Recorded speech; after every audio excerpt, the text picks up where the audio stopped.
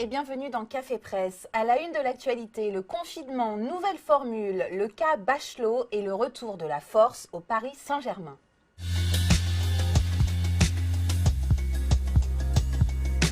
Alors que les 16 départements concernés par les nouvelles restrictions sanitaires ont passé leur premier week-end reconfiné, le JDD revient sur la stratégie dite du bol d'air adoptée par le président Macron.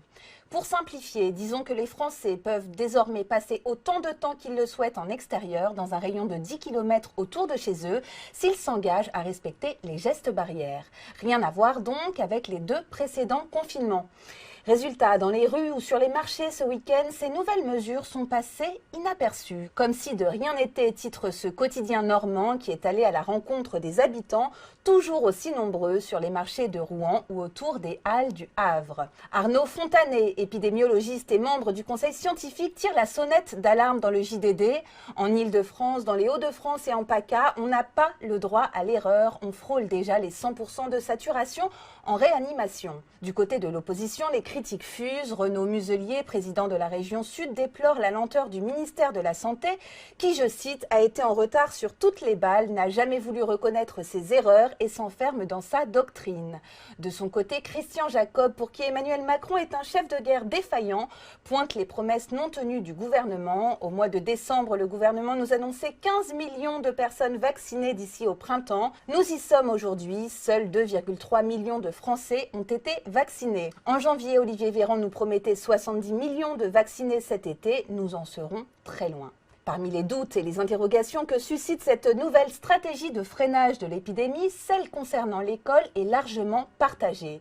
Jusqu'à quand pourra-t-on les garder ouvertes, se demande le Parisien. Malgré des contaminations en hausse, les établissements échappent aux restrictions dures. Les professeurs en première ligne, encore une fois, demandent à être vaccinés. Si le sujet ne semble pas à l'ordre du jour, Jean-Michel Blanquer avait promis dans les colonnes du Parisien il y a quelques jours qu'il ferait tout pour que les profs reçoivent une dose en priorité mi-avril si des vaccins arrivaient en grand nombre. Par quel miracle peut-on se demander ?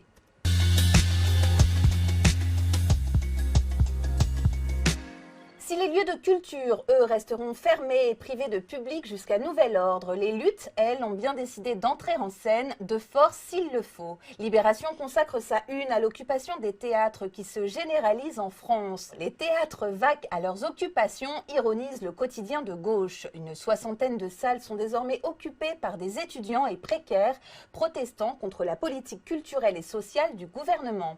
Pendant ce temps, que fait la ministre de la Culture, Roselyne Bachelot ? Elle remet la Légion d'honneur à Michel Sardou et lui transmet peut-être la Covid en prime. Roselyne Bachelot l'a annoncé samedi soir. Elle est positive au Covid-19. La veille, elle décorait le chanteur à succès de 74 ans qui s'efforce dans le Parisien de prendre la nouvelle avec un peu d'humour. « Je suis commandeur Covid », plaisante-t-il, avant de rappeler qu'il s'agissait de sa première sortie depuis des mois. En plus de Michel Sardou, la ministre pourrait avoir transmis le virus à plusieurs artistes lors d'une embarrassante nuit à l'Opéra que nous décrit Libération. Toujours vendredi, après avoir décoré le chanteur, la ministre assistait à la première sans public d'un Faust revisité à l'Opéra, enregistré par les caméras de France Télévisions. À la fin de la représentation, elle se serait précipitée derrière le rideau pour féliciter les artistes et poser en rang serré avec les protagonistes du spectacle. D'après l'article, sur les photos qui ont immortalisé le moment, les gestes barrières en prennent un coup et l'image de la ministre également.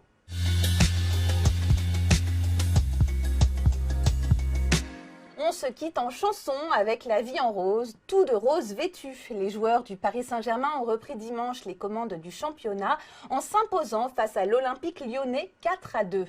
Pour l'équipe, les Parisiens ont livré une prestation digne de celle du Camp Nou face au Barça. Le quotidien rappelle également que Mbappé a profité de cette soirée pour s'offrir un doublé et ses 99e et 100e buts en Ligue 1. Bonne journée à tous et à demain.